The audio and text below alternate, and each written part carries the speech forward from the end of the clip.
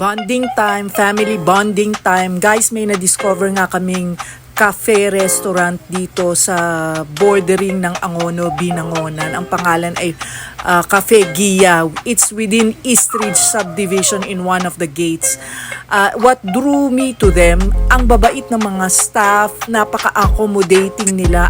Sa akin, napaka-importante nun when I am choosing a restaurant. So, meron nang in-order yung anak ko dyan na Salisbury para siyang burger steak. Pero yung taste niya is very sophisticated.